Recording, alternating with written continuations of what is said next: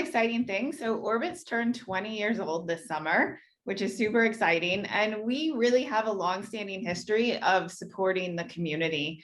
We were the first OTA to launch dedicated pages of our site and a microsite specifically geared toward LGBTQ travel all the way back in 2002. That's it, really it's wonderful, and it's wonderful to know that the brand has been committed, stays committed. Now, you also during COVID last year decided to dig in a little bit more in that way, and can you share a little bit about what that looked like from a macro, and then we'll talk about some bullets. Definitely. I mean, I think as everyone is well aware, last year was a huge year of unprecedented occurrences and change, and it had a huge impact on the travel industry in particular. So we actually used COVID to take a moment to pause and reevaluate some of our business strategies outside the normal pressures of running a business every day that just weren't there because of COVID. And we decided it was super important to revisit the roots of the company and why we were founded in the first place, which is really to give people access to travel. So that idea of access really stuck with us. And we really want to be the brand that helps empower everyone to access the world and travel and be able to be themselves as they're doing that. So as it relates to the LGBTQ community, what does travel empowerment look like? Well, for us, I think one of the core pillars of that is really providing the community with information. There are still many places in the world that have laws in place that criminalize identifying as part of the LGBTQ community. And we really want to ensure that everyone has access to the world. So we really see the vision of Orbitz is empowering people to travel as they are. And I think that really comes to life through understanding that travel is not necessarily accessed in the same way by all people. There are people and groups that have specific needs that we are trying to meet, and we are specifically focused on the LGBTQ community currently. And as we talked about yesterday, during this pause, you did some research so that you could root yourself in a understanding of what travel empowerment looks like specifically for the LGBTQ plus community. Can you talk a little bit about that? That was over a chunk of time. I mean, we've done a lot of research. I think it's super important as marketers to stay on top of your customer, understanding your segment. The LGBTQ community in particular is extremely diverse and extremely dynamic. So to be able to understand the needs and the challenges they face as travelers, research has always been a key component of that. One of the things we've heard loud and clear from the community is like they want help and they want information to make decisions that are right for them. They don't necessarily want to be told, go here, do this, don't go here. It is really about giving people the information they need to make decisions that are right for themselves. Yeah, and one of the things that we talked about is, as you were thinking about productization, you thought about different things like, what if we showed only places friendly to the community? But you learned as you were going through things like that don't necessarily apply? I mean, not always. I think people want to know neighborhoods and hotels that are going to be welcoming and where people can go and be accepted to be themselves. One of the biggest things that we've done so far this year was we've introduced something called a pledge of inclusivity with our hotel partners. So hotel partners can opt into a pledge where the minimum requirement is really to commit to 100% non-discrimination at their property. And then a lot of our partners have really gone above and beyond to offer additional benefits like travel advice for LGBTQ travelers, or even training their staff on how to appropriately use pronouns. So once a property opts into committing to our pledge, then they are surfaced on our website as an LGBTQ welcoming hotel. That's just such a fantastic way to actually differentiate and let everybody know. And I love the fact that people are going above and beyond. That's just probably truly inspiring to your team. I know that in addition to the pledge, you guys are doing a lot with marketing right now. And one of the first places that we talked about yesterday was a little bit more around the influencer community and the fact that you can actually send people back out and travel as of June. Yes, it's super exciting. I think one of the things that's always been kind of a core component of our content strategy is making sure we are amplifying voices from the community. So working with influencers from the community has been really important to us. And it's great now that we're all traveling again, that we're actually able to send influencers on trips. They can go stay in LGBTQ welcoming hotels. And really what's better than hearing about what it's like to travel and stay at a property versus actually experiencing it and seeing it firsthand. Have the influencers talked about the pledge or like the note that what they're seeing because hotels and destinations are opting in? Yeah, definitely. I think the influencers have been really important with helping us explain the messaging to the customers and understanding what they can expect if they book an LGBTQ welcoming hotel. That's great.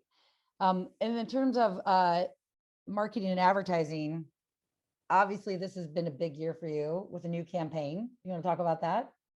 Yes. So in April, we launched a new campaign called Travel As You Are. It is really a vision. It is Orbit's vision of the world brought to life.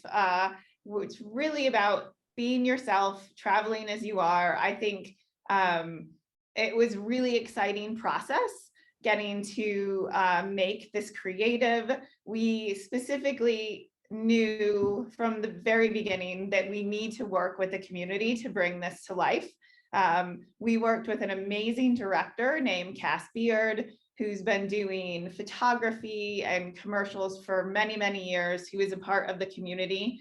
Our entire cast was also all LGBTQ cast, and the two couples in the commercial were also couples in real life, because we really wanted to bring to the forefront the humanity of travel and real love and real intimacy, and be able to show that for people. And then to top it all off, we recorded a song called You Don't Own Me that's quite old. You've probably heard it before, but we worked with an up and coming LGBTQ artist named Serpent with Feet. And this song historically has really been a female empowerment song. And this is the first time it's actually ever been recorded by a male.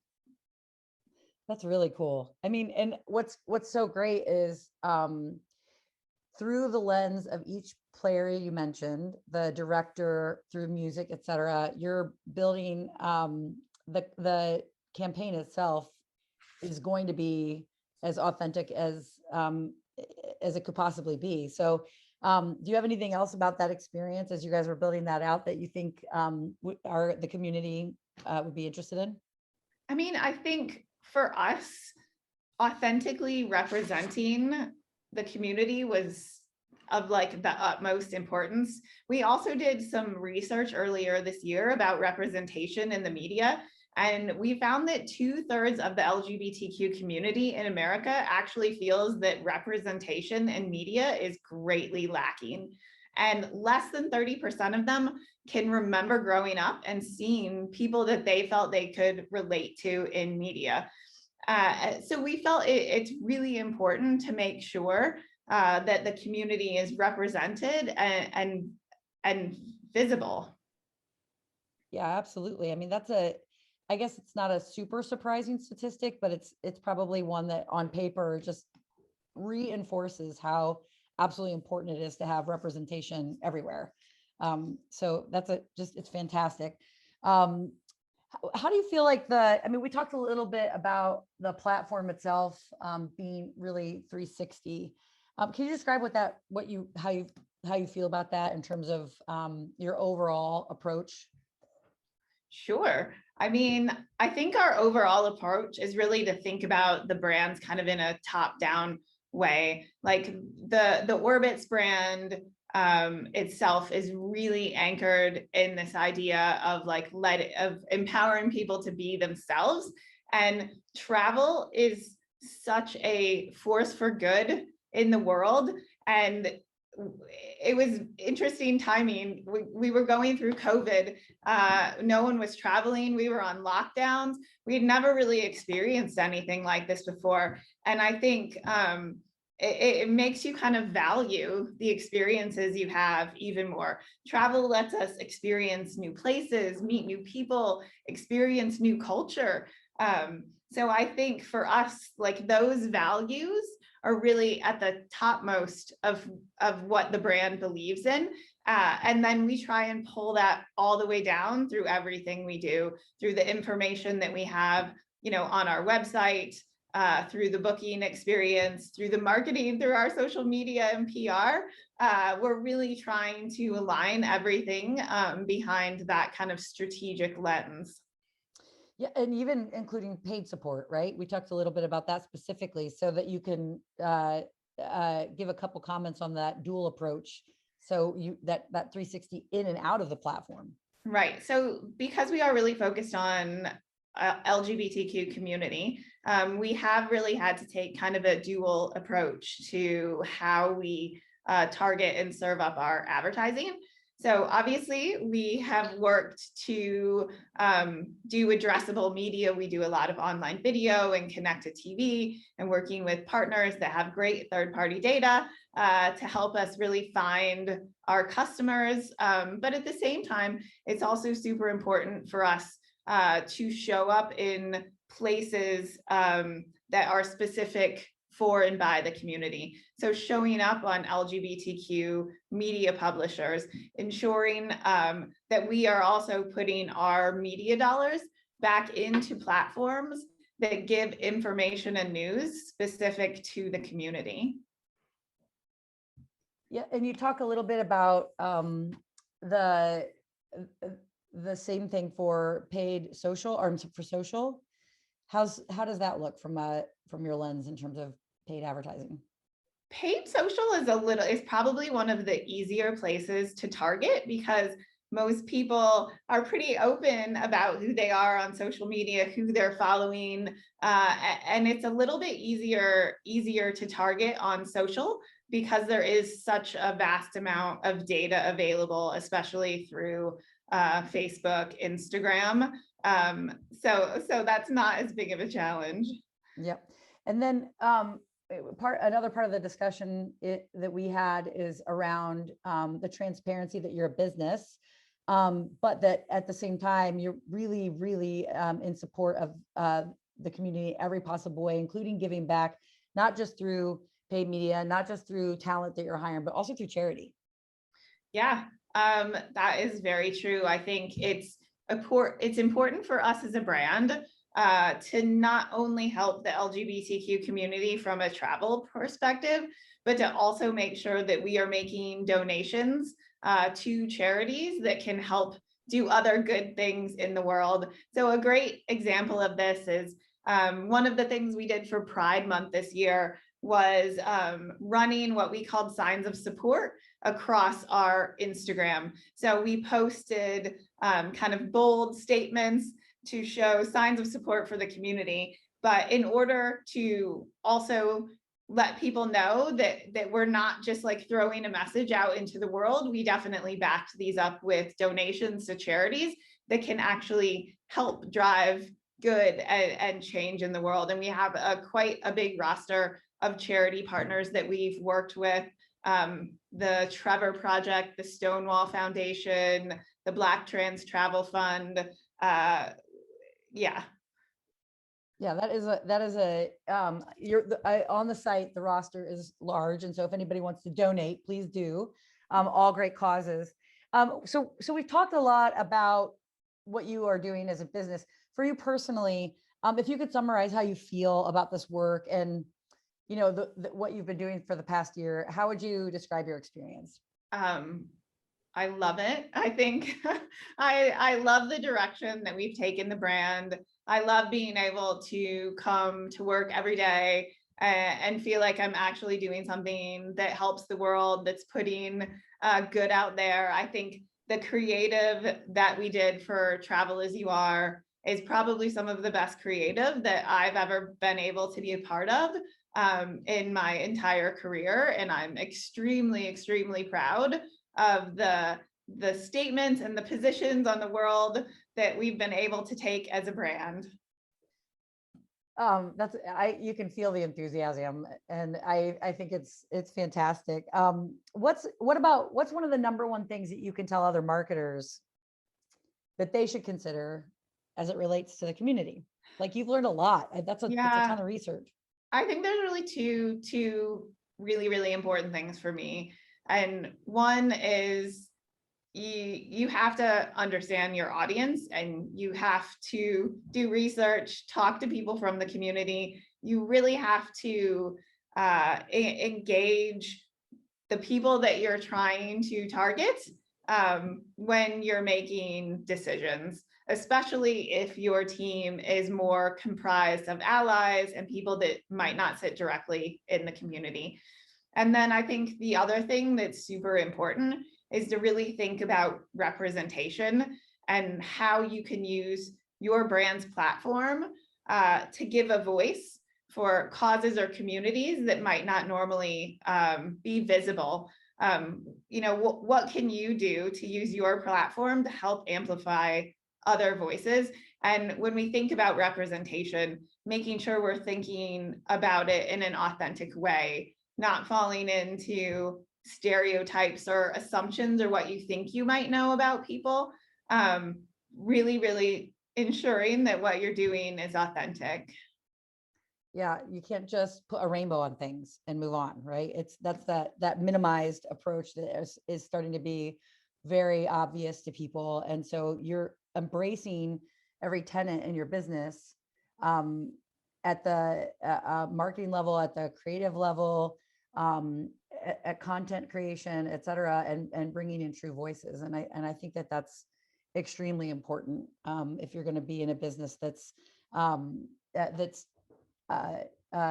doing what you're doing as a brand. Anything else that comes to mind from the market research that you've done? I know that there's been a lot of bullet points. Is there anything else you'd like to share today that you think it was interesting that you found? I mean, I think a few things when we think about representation in marketing is that when research we've done, like, representation is really important to the community. They feel like they can be themselves when they see other people they can relate to in any forms of media. It helps people become more comfortable with who they are, with their own identity. And in many cases, has even helped them come out to friends and families. And it helps us as allies relate to the experiences of what the community is going through. So I think that is just, more reasons of why representation is so important. Was there anything that was surprising in this process to you as you sort of more deeply committed? I mean, obviously 20-year track record, but now your focus has deepened in the last year. Was anything that stands out as surprising? Something that you would have done I think differently? Some of the biggest surprises is like the community is ever changing and evolving, and obviously looks very different now than it did 20 years ago. And even the kind of dynamics and some values and beliefs between people that are younger versus those who may be 40, 50, 60 years old is really different. So as we think about from a marketing perspective, obviously we want to look for through lines that kind of connect everyone. But the community itself actually skews quite young. And a lot of that is being driven by the younger generations that are kind of coming of age now, that have a different view of sexual identity and gender identity than we holistically as a society did 20, 30, 40 years ago. So I think it's really interesting to make sure that we are constantly understanding who is a part of the community and how it changes over time. Yeah, that is very important. It makes a lot of sense. What would you do? What would you maybe change or add to what the work that you've done over the past year? Ooh, that's a great question. I think if anything, I just would love to do even more. I don't know if I'd necessarily like change a lot of what we have been doing, but I would love to be able to do even more, show up in more places. I think one thing we're super excited about for the fall is that a few cities are bringing back in-person pride parades this fall. Chicago is having a pride parade in October this year. It's the first time we've had a pride parade in Chicago since 2019. So I think people are really missing the, getting together and celebrating. And even though there might have been some unofficial celebrations and virtual celebrations that happened this year for Pride, we're really looking forward to communities opening back up again and people being able to go to pride parades and travel to pride celebrations and celebrate. Yeah, and then that's very exciting, and of course, Chicago being your hometown is it's exciting that it's happening in the fall instead of waiting a whole nother year. What we're getting close to time for Q&A. What though, before we do you think is important, or that what does the roadmap look like? What does 2022 and beyond look like, or maybe just 2022? I mean, I think for us, one of the top priorities is just to stay the course. We have activated a very clear strategy and a very clear brand vision this year, and we don't want to stray from that. We want to keep doing what we're doing. I think next year, some of the other things we're thinking about is like, what more can we do from a product perspective? What additional features and functionality and information can we add to our website? Can we provide to travelers next year to empower them and help them make those right decisions for themselves?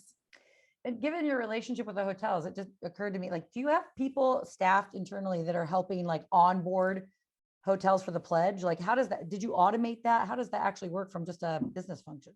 So we have a pretty large supply team, as you can imagine, and we have market managers that sit in key, hotel markets all over the country. And those market managers really maintain one-on-one relationships with all the hotels. So as far as educating the hotels about the pledge, understanding what the commitment is and how they actually sign up is really done at that kind of one-on-one local level. That makes sense, because it's not just a click of a button, right? There's education. There are a lot of things that need to happen. So that's probably an area of focus for next year, is just to continue growing that type of product integration. Yes, for sure. Yeah.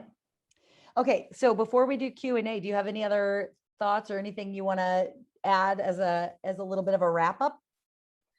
I would just say that it's been a really exciting journey to be able to take a brand that's had such a long-standing history with the community and really double down and refocus our energy against the LGBTQ traveler. And we look forward to seeing where this all takes us in the future.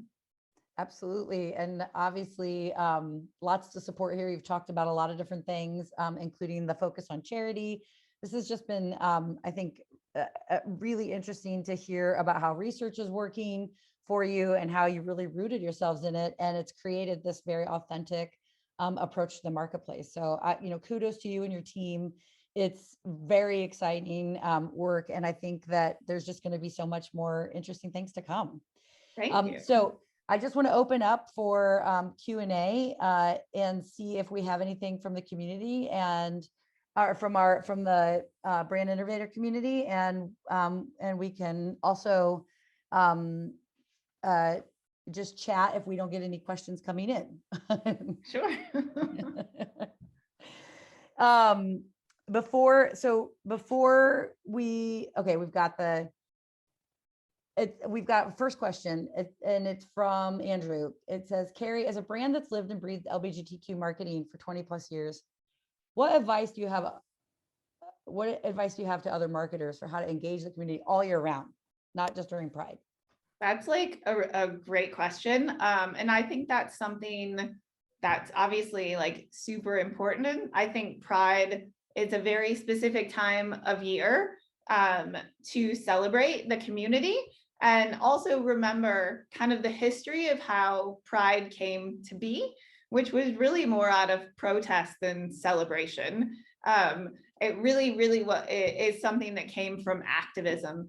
So I think if we're going to think about how to engage the community year round, I think you really need to think about the community and their relationship with your business. Like, do they have access and accessibility in the same way? Are you representing them in your marketing, whether it's, imagery, TV commercials, etc.?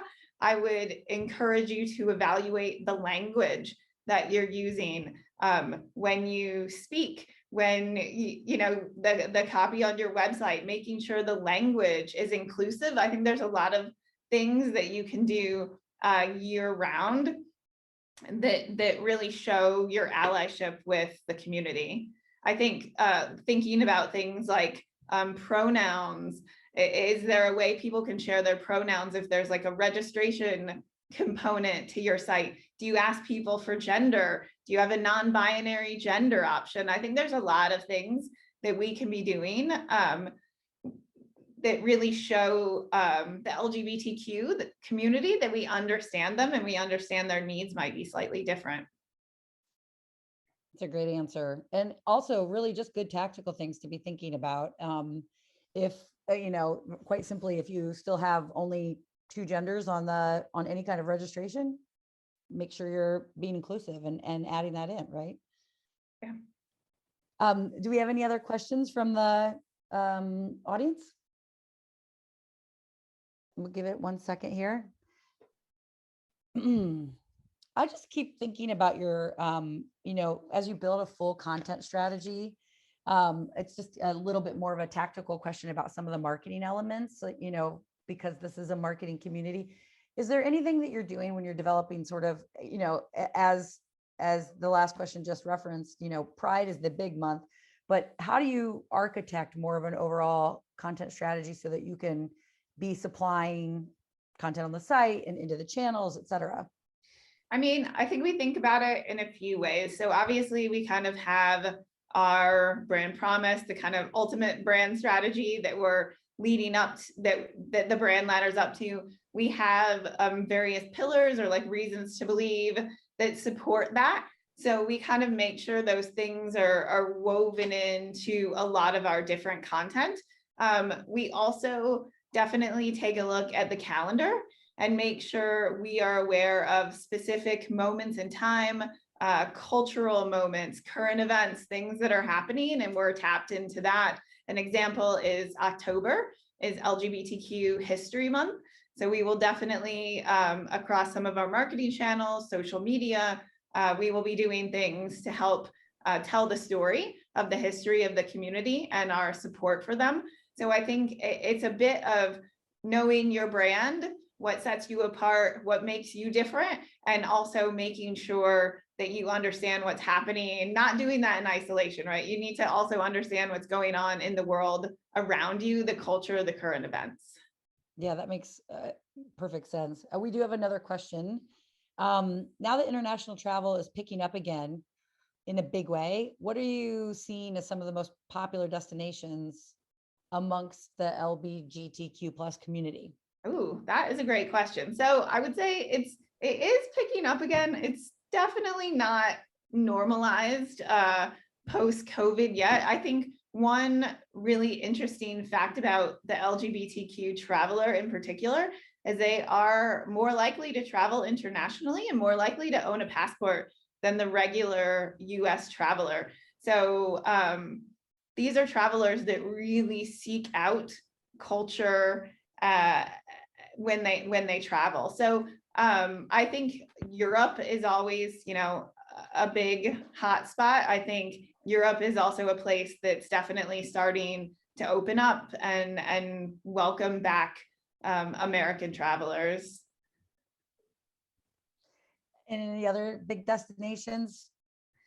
I think Asia is also quite popular. I think we haven't really seen, I'm not sure about COVID recovery as far as travel.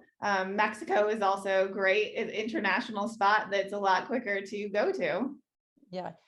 I mean, are you guys seeing, just in a general question, like a big uptick in the business and bookings and things like that are happening, or do you feel like travelers are still a little tentative? I mean, we are definitely seeing recovery for sure from where we were at this point last year. Yeah, it definitely feels that way. I mean, business travel's picking back up, right?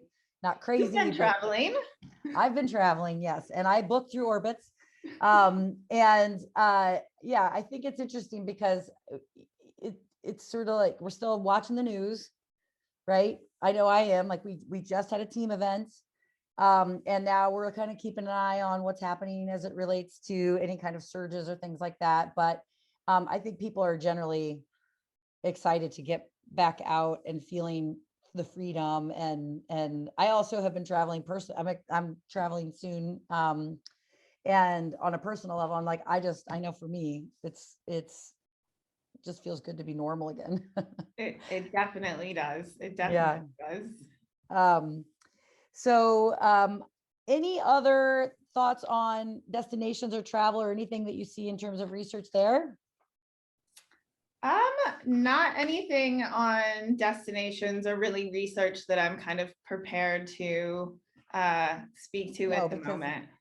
People are just getting back out there. It'll be interesting to see how the fall shapes up and what you guys see in terms of bookings. And how fast do you think that you react to these like market changes with COVID? And how do you stay on top of all of that? I mean, it's been a learning process. A lot of the, when we were going through COVID last summer, there obviously wasn't a lot of demand for travel. But now we're definitely seeing, the demand come back. And from a marketing perspective, a lot of the things that we've done in the past are like starting to normalize as far as bringing back sales and promotions and things that we just didn't do for quite some time because of COVID. So it's definitely feeling like it's getting back to normal, and people are starting to travel again, but also from a business perspective, we're being able to get into that kind of regular operating rhythm as well. Was it kind of cool to take a moment last year where you're like, okay, this is going on. It's COVID. We're all in the same area where we have to do everything differently. We're all at home, et cetera. Like, was it nice to be able to take a moment last year? I mean, like as the positive. Nice is the right word. No, right. But as the positive part of COVID to be able to I mean, in hindsight, yes. I think in hindsight, yes. It's not often, and hopefully not anytime again soon, where we have events that really put such a pause on kind of life as we know it. So in hindsight, I think it was great that we had the time to stop and reflect and think in ways that we wouldn't normally when we're kind of in that, flywheel of day to day and business as usual. At the time, it was very scary. Yeah. It was very scary. It's like we're getting past it now, so you can look back and be reflective of the positives. But as soon as I said it, I'm like, it was like the option, the only option, right? To make something positive come out of it. And I think in general, businesses, a lot of businesses had that moment, and it's been really interesting. You're right. I hope it doesn't happen again, but it's interesting to see the pivot that it's created, just in everybody's approach and how they're looking at the world. Yeah. And specifically in the last year, as the world looks at inclusivity And I think that what your brand is doing, what you guys are doing is just fantastic. Thank you.